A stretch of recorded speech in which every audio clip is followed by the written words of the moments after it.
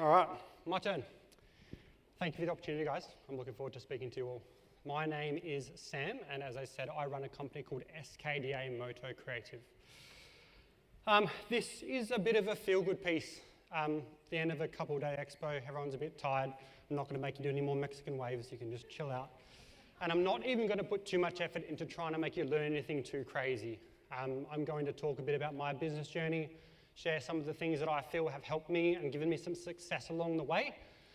Perhaps there's a few things you can learn from that, or some perspectives you can take away, or maybe even pull some inspiration from it all. So I thought I'd go through. I'll start with sharing a bit about who I am and what it is the hell that we actually do. And then I'll go through a few of the points that I've listed that I feel have been, contributed towards the success I've had. All right, so who is Sam? That's me. I'm the nutcase that runs this organisation. We'll go through what is SKDA and give you a bit more of a rundown about what that all looks like. So, as I said, I'm the founder and director of SKDA. I started this company when I was 18 years old. I am now 32, says for me there. The company's been going for just about 15 years now. That's all I've really ever done. Before I was doing this, I was in fruit and veg. I was a lost kid, wanted to do something cool with my life and didn't know what it was. Stumbled across this opportunity, grabbed it with two hands and turned it into something pretty bloody cool.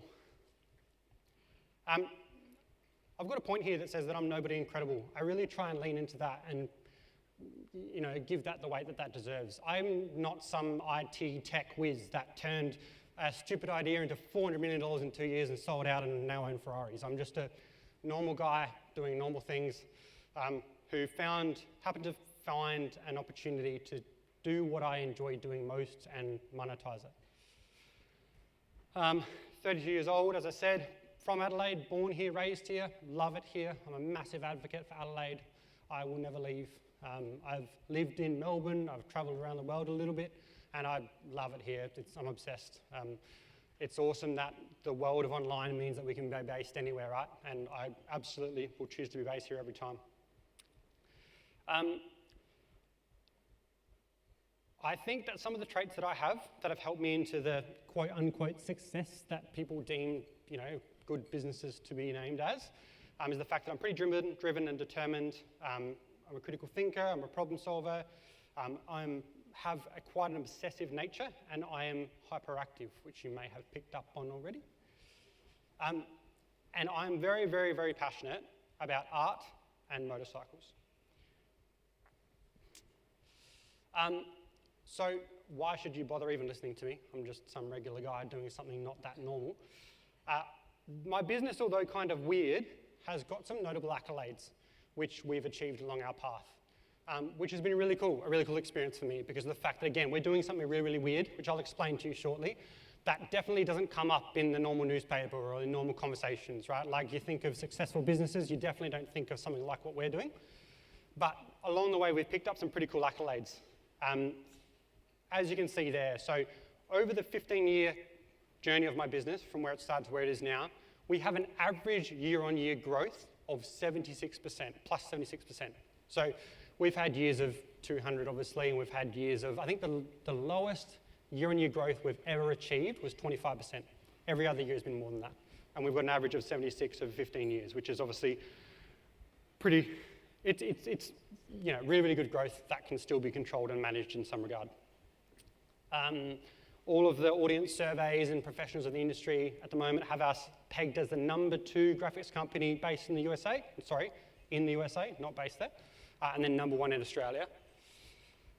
We have been named in South Australia's fastest growing businesses for 4 years in a row.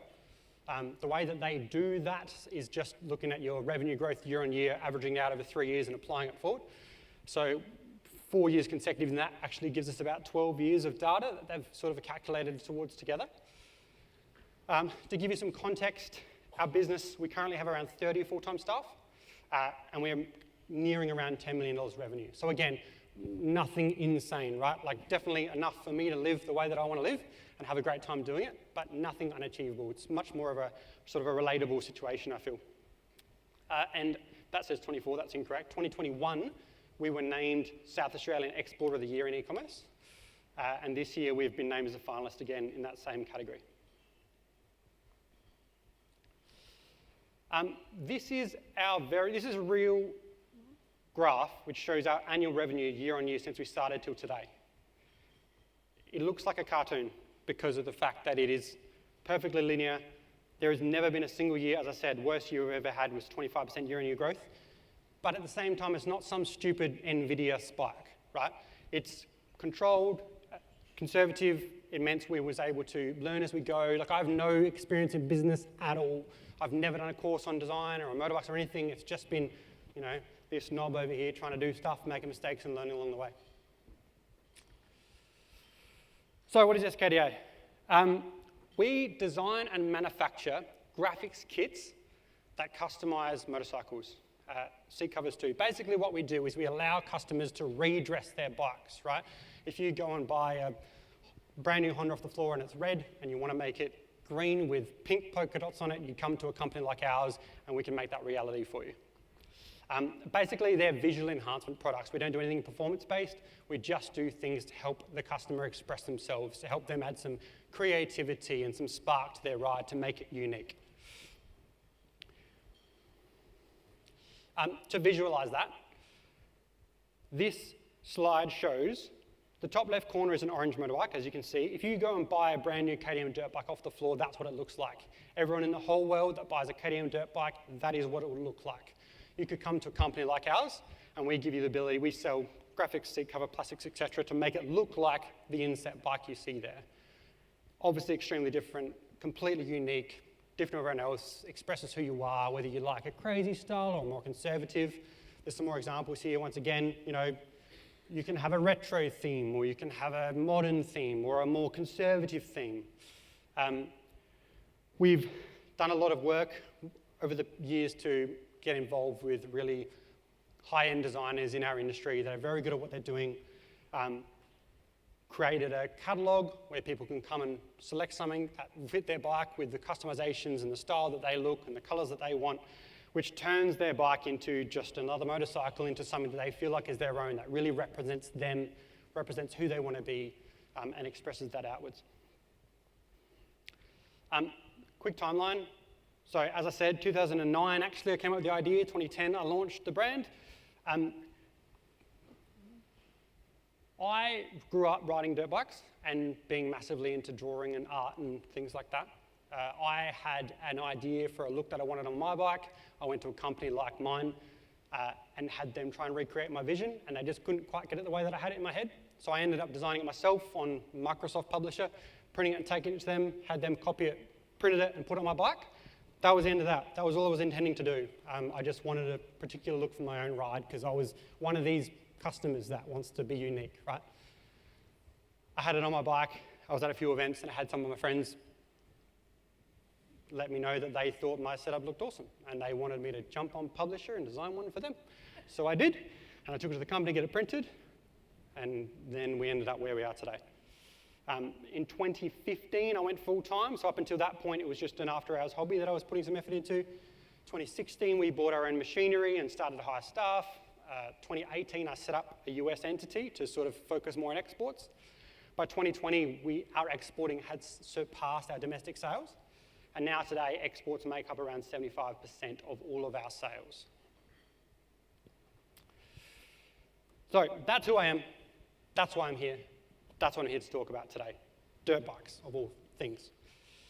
So there's a couple of topics that I want to go through that I feel like are individually contributors to the success that I've seen in business. Passion is one of them, exports is another, and then focusing on partnerships is the last point I want to make. Passion in business. So I am very, very, very, very passionate about what I do.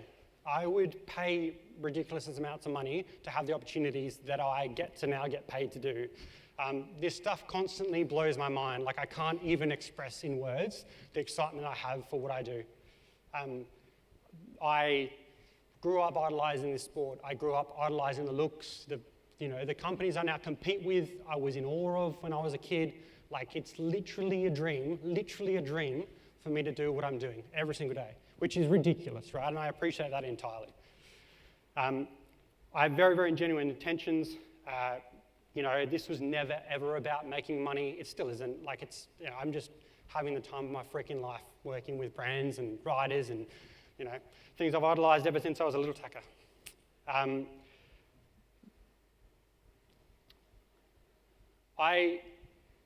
When I started this thing, when I got on this journey at day one, and in the early years, I had a lot of people telling me that I was crazy and stupid for everything and I could turn this into something, right? We've all heard this story, right? Like, your dad says you can't do it and, maybe one day you'll get there. That was my reality, quite literally. But at a certain point, probably a year or so into the business, I just made a conscious decision. We're still nothing. We were doing $10,000 a year revenue and it was just a hobby after hours. But I decided at that point that this was it. This was what I was going to do with my life. Nothing was going to stop me, right? And I was not going to accept not getting to where I wanted to be. I didn't really know where that was, but again, success, in quotes, was what I wanted to achieve, and I was not going to let anything stop me getting there. So it was not a goal, it was a plan. Some handy things about being so passionate about what you do. One of them is understanding your customer. As I mentioned before, I was my customer, I am my customer, which I think is a really important takeaway that we can all sort of work towards replicating. Like, it's a cheat code, right? Like, if you are your customer, then you don't have to research them very hard, and you don't have to put a lot of effort into trying to really, learn what they want and how to give it to them, etc. Like, I am who I want to sell to, so that meant that I could design something that I thought looked cool, or advertise it in a way that I thought was clever, and good chance the people I'm trying to sell to would think the same thing.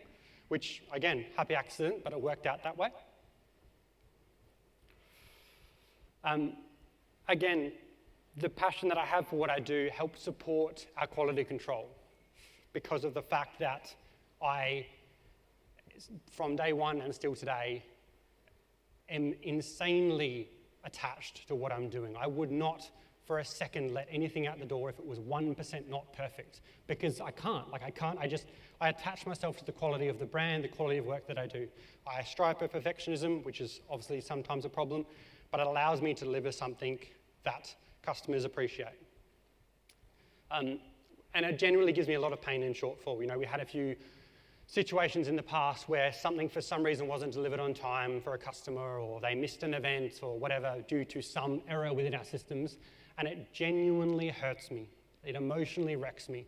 I would have one customer that missed their delivery, didn't have it in time for the event that they wanted it for, and I would be an emotional wreck for a week. Perhaps not super healthy a lot of the time. Definitely not great for my relationship, but realistically, that was one of the attributors to help me ensure that we maintained the quality of service that we are after. Obsession. It's difficult to sort of balance everything when you're so obsessed with what you're doing. I think that, again, I think my obsessive nature and my obsession with what I'm doing is the main contributor towards the success that the business has had. However, it's not for free. There's a big cost that's attached to that, right?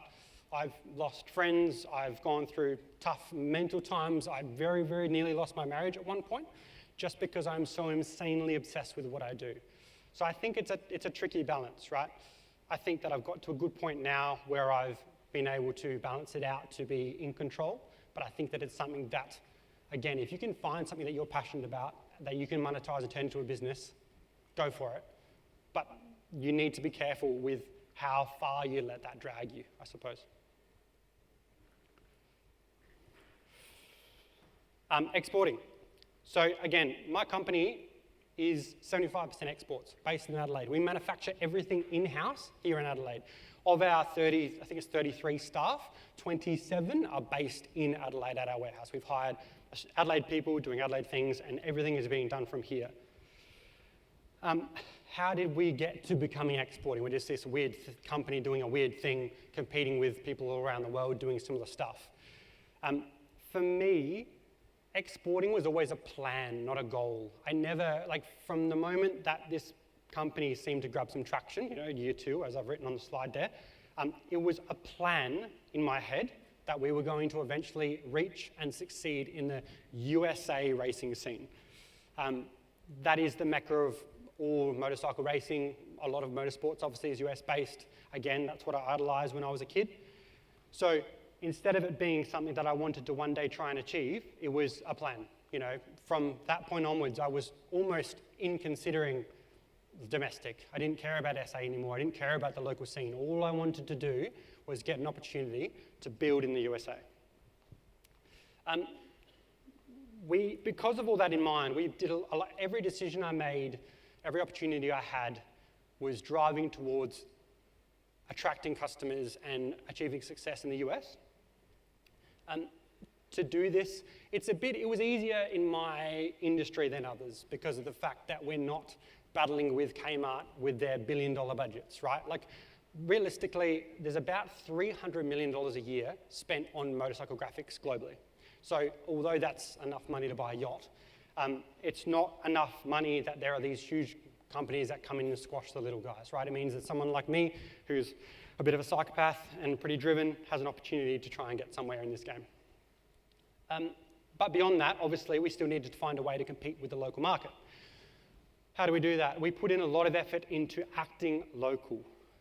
We built a region-specific website. We had region-specific pricing and products. We acted as domestic US as we possibly could without being physically located there. In fact, initially, we intentionally stopped putting out anything, any text, any advertisement that suggested that we were from anywhere else. We displayed US phone numbers, we put our US address up there, we opened the US entity as mentioned, we did everything we could to look domestic. Obviously the US being quite patriotic as well, we wanted to avoid them having any reason to not be interested in what we were doing. We also put a bunch of effort into supporting local events and racing.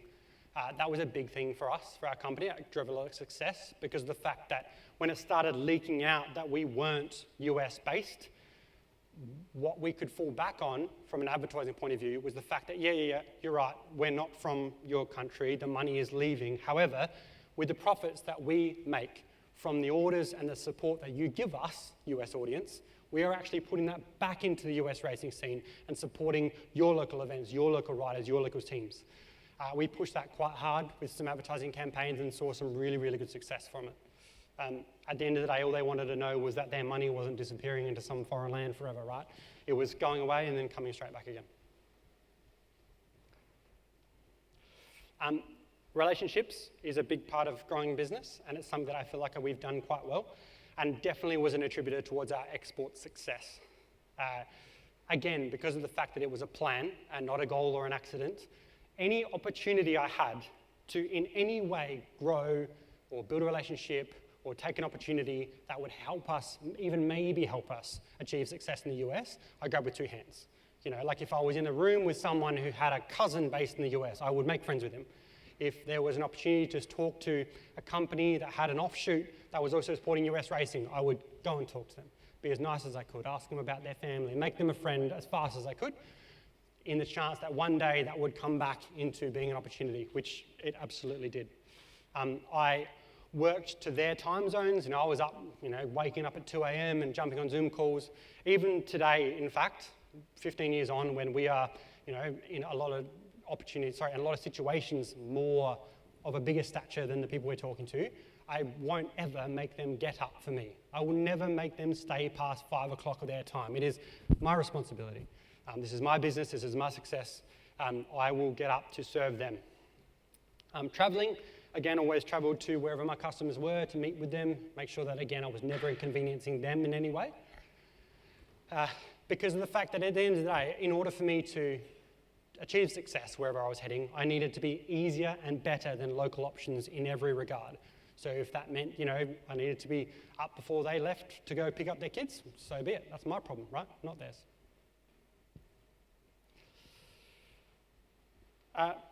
Third topic, partnerships.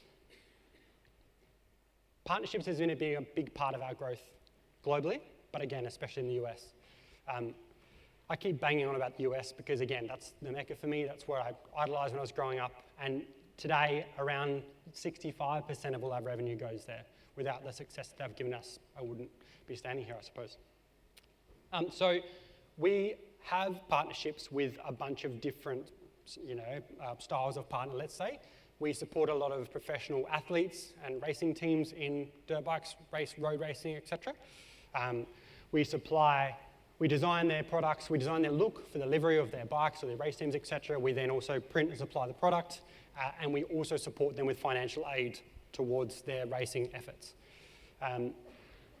We do the same thing with our athletes and influencers, and we also do some similar stuff with a lot of brands and companies around the world.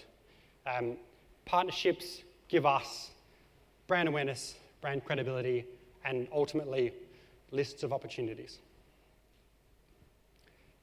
Currently, these are a handful of our more well-known partners that we work with. We have exclusive global partnership with Triumph and with Deus Ex Machina. So both of those companies, which are sort of household-ish as opposed to some of the other people we work with, we have an exclusive global license. So everything that is to do with designing their bikes, stickers to their bikes, new looks for their race teams exclusively come to SKDA and go through us. As a result, obviously we pay royalties back out to them, but being aligned with brands and labels like this lift our brand positioning to levels that I could never achieve otherwise. We are also so in early days, I would partner with anyone that gave me the opportunity, obviously. The local club around the corner or the, Craig Byrne champion, like whoever would give me an opportunity. However, nowadays, we're actually very, very careful about who we select to partner with because of the fact that it's a branding piece. We don't work with anybody who isn't online with our branding. Our branding is very premium, very clean, very high-end compared to our competitors. So we make sure that we only align ourselves with partners that sort of portray a similar style.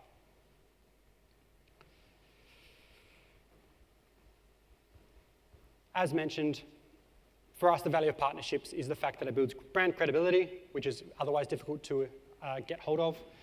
Brand awareness organically a lot of the time. Sure, there's some paid effort in these things, but building relationships with these brands that, you might have to spend $100,000 to get Red Bull to post on their social media. However, if we do something cool for them and we make them feel valued and wanted and they decide that we are awesome to work with, then they'll be doing that sort of stuff at no cost to us at all. Which gives an opportunity for people with a smaller budget to sort of create some noise.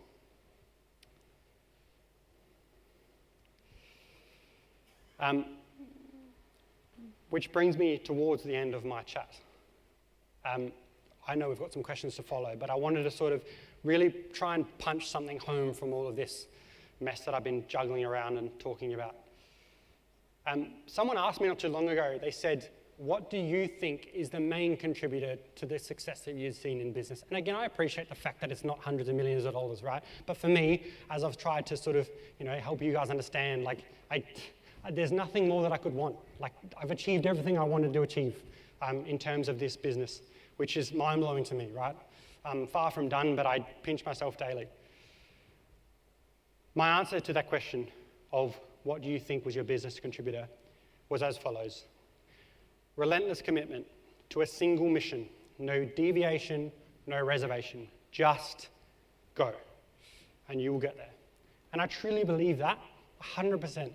You hear people say it all the time, if you can get it whatever you want if you work for it. In my circumstance and from my experiences, that really is true. As I've said, I've given everything I have to make this thing into something, and I was able to get there. And I don't think that's necessarily the same for everybody, sure, everyone has different situations. But if you can find something that you are genuinely passionate about and you can think of a way to monetize it and you realize that it might actually scare you with how exciting that opportunity is. What if it all works? What if it all goes the way you want it to go? How would that make you feel? Imagine getting up every day and being able to do that for a living. That's my reality, right? I'm literally emotional about it. It's unreal. So I think that, be willing to dream, be willing to take some risks, be willing to give something a crack that perhaps everyone else thinks is crazy, because there are circumstances out there where it actually does all work. That's me.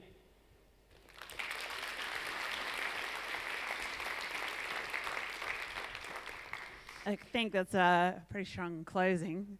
Thank you so much, Sam. We've actually got a lot of questions for you. Cool. But you can still submit them as well using the QR code. So feel free to keep going. Start with the basic one. What does SKDA stand for from CAT? It's not quite as much of an awesome story as I'd like it to be. Now, when I started the company, I was 18, and the company's name was Sickness, without the C, right? So SIKNESS, because I was young and a lunatic and everything was fully sick. Exactly, Fully right? sick. And after a year or so, I realized that although that was a fantastic name to sell to other 18-year-olds, Yes. it was probably slightly limiting my demographic. So I needed to change the name. The logo was already an S and a K for the word sickness, so it became SK Designs, and then that's rolled over time to become SKDA. And the A is? SK Designs Australia was the name that followed. Yep. That makes sense. I thought it might have been something Sam, something. What's kind of screwed up and unhealthy is the fact that I started this company with that name before I even met my partner, Just. My name is Sam. My partner's name is Kelsey. Firstborn daughter is Dakota, and our recently born daughter is Aubrey.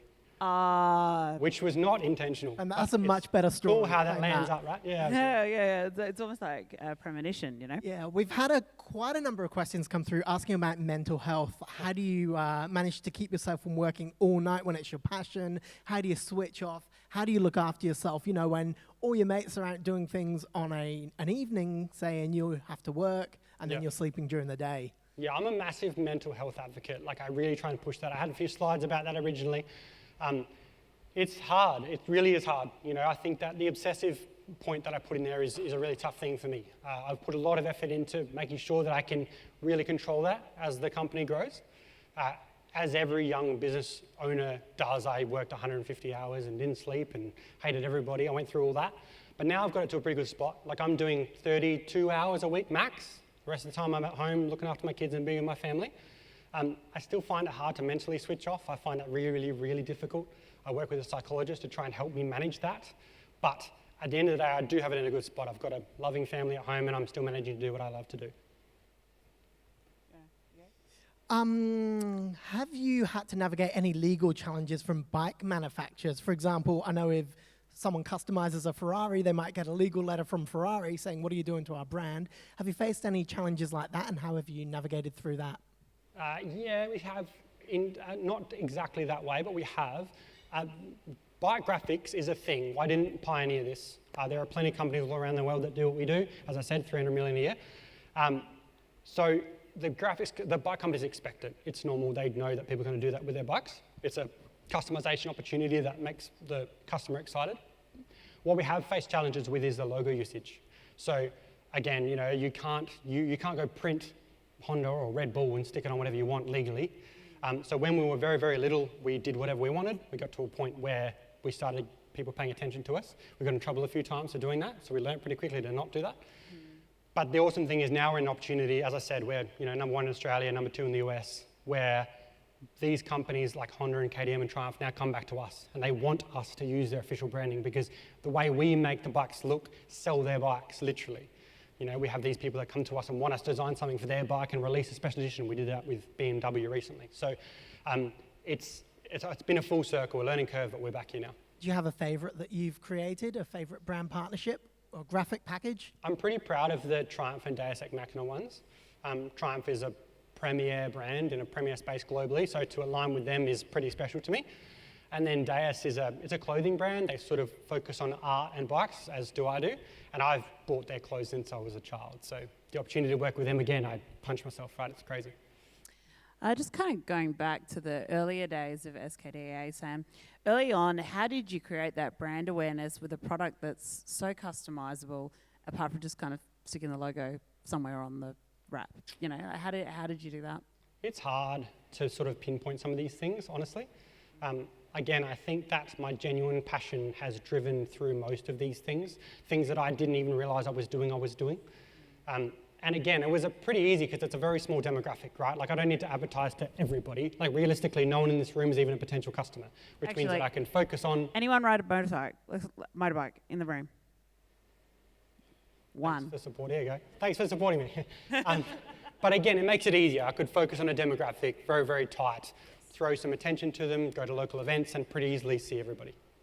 Now, you're a people person, obviously, from how you've been talking. How important is that, and how important are building relationships? I know a lot of people get focused on the outputs and creating content or advertising campaigns or whatever, but how important is it to get out there, speak to people, and dedicate a chunk of time to that part of your work? Yeah, I tried to mention that. I think that that's massively important, and again, quite a big part of how I've got here.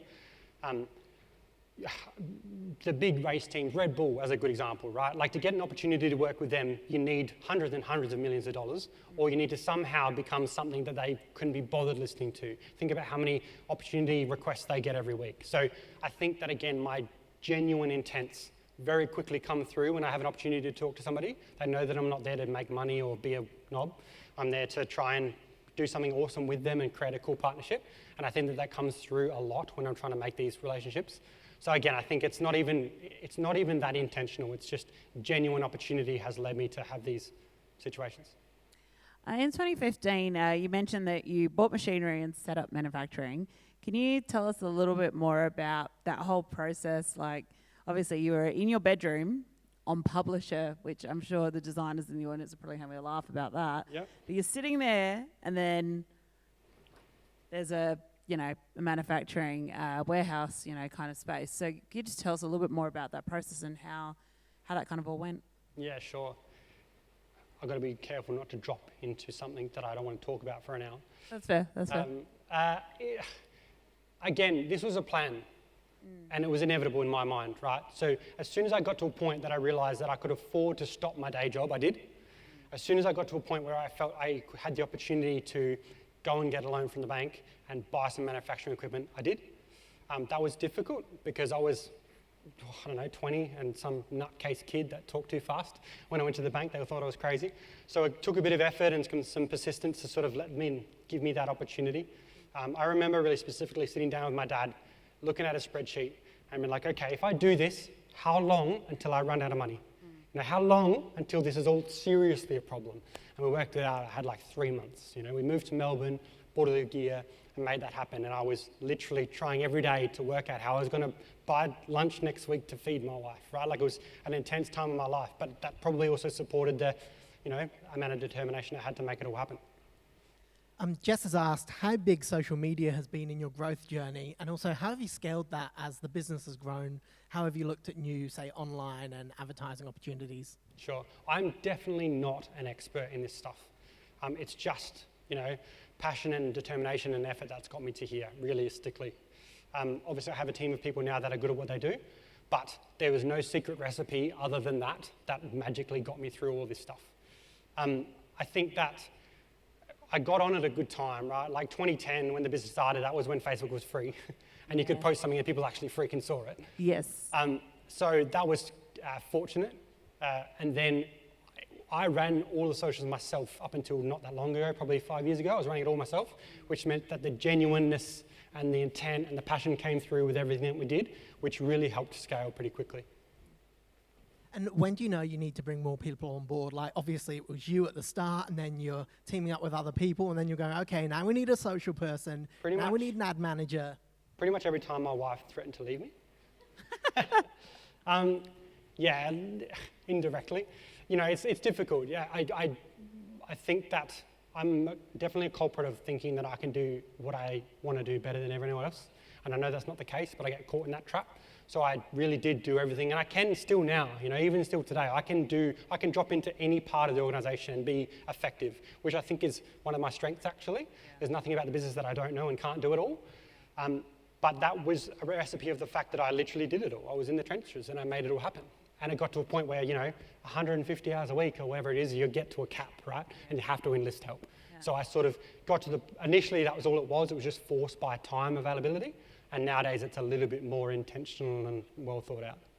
So question, as a non-motorcycle enthusiast, and in fact a non-motor racing enthusiast in general, when it comes to like the teams and that, like, are they they're getting new designs every comp? Like, is that kind of part of the growth, is that it's a repeat purchase because at some point the stickers have been slashed, yeah, sure. No, as opposed to UV, it's probably more dirt and mud, but yeah, literally. Yeah, it's like the average life cycle of a customer, like the average repeat purchase rate is about 300 days-ish. Yep. So, just over once a year they'll purchase a kit. Yep. Most of the time that's because of the fact that we design them to be only so durable, right? We want them to last, but not too long, because then they'll never come back. So we're a little bit clever with how we do that. But at the same time,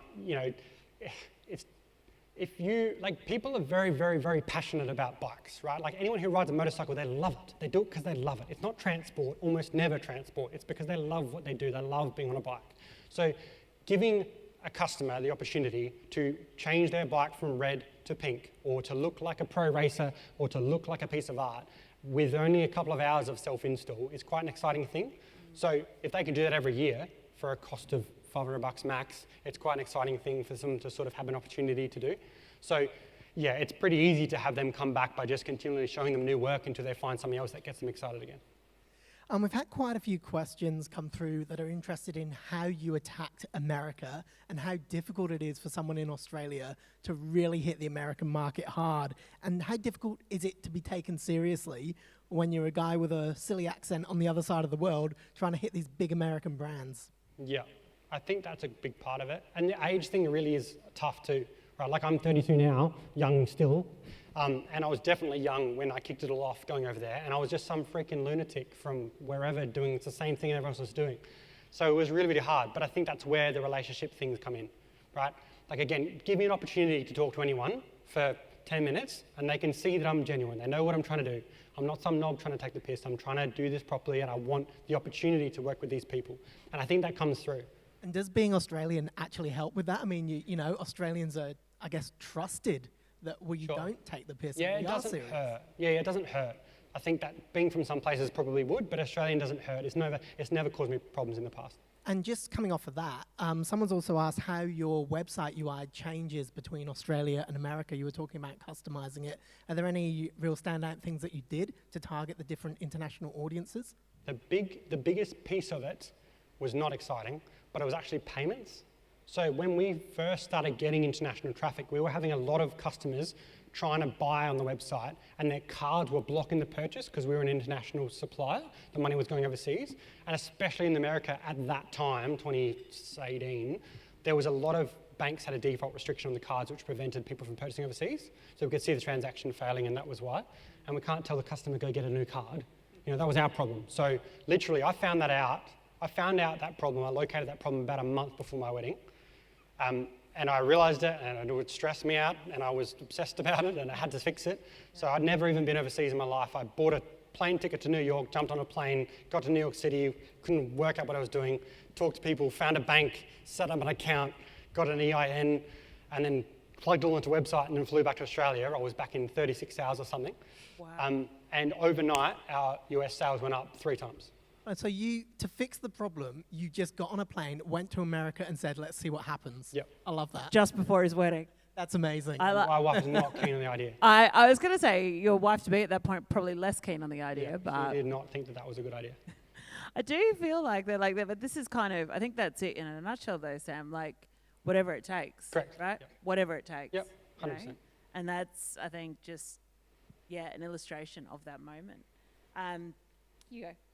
Someone's asking, do you do your export marketing in-house or work with agencies? If it's in-house, what does that look like? How do you structure that? All internal now, obviously not always. It was one person at some point, all internal now. It's something that's good about such a niche demographic is it actually doesn't change much internationally. You know, like the language, although different, the actual language, right? Like what people want to see and what they want to talk about and what they want to learn is the same globally, as opposed to many other bigger markets. So it's actually not too difficult. You know, target where you want to target, find where the ROI is, focus on that. You know, pair marketing in multiple places, you know, target Facebook and then hit events at the same time in the same area, like try and put a bit of effort into being a bit intelligent with it. But we don't have any secret recipe. There's not some pixel that we found that blew everything up. We just put a bit of effort in and tried to calculate our opportunities properly. Even with the US, actually, just going back to the US, because the US is quite a broad market in terms of like just you got like 50 states for a start. Are there some areas where like motocross is just a much bigger sort of interest in that kind of thing? Like, can you talk a little bit more about the landscape of the US market? Yeah, I'd love to hear more about that. How did you figure that out? going in blind, how do you know what's what? Just analytics, like just data at the end of the day. I'm massive into data. I love spreadsheets. I'm a geek for it. It gets me excited. We hired a new marketing lady, started last year, and in her second day, she made this spreadsheet and showed me, and I got soft at the knees, like it was unreal. I love that stuff. So good, Color set out, and I love it. A lot of data stuff, work out where to go, lean into that. Tax is an interesting thing in the States too, so getting around that was complicated. Yeah. But again, it was just a requirement of the process. Can your customers co-design with SKDA? So like if that, like the sneaker manufacturers are kind of bringing that in now. Yeah. A lot of our competitors offer that to the customers, like to the actual end user. Yeah. We strictly don't, and I hope not to entirely, because we are very, very protective of our brand. We are globally recognized for being the premier people in the room. I've had people, not me, like customers and media people in the US explain our brand as they feel as if we're the people in the room wearing suits when everyone else is wearing boardies and flip-flops, right? Like we're seen as the very much elite for what we're doing.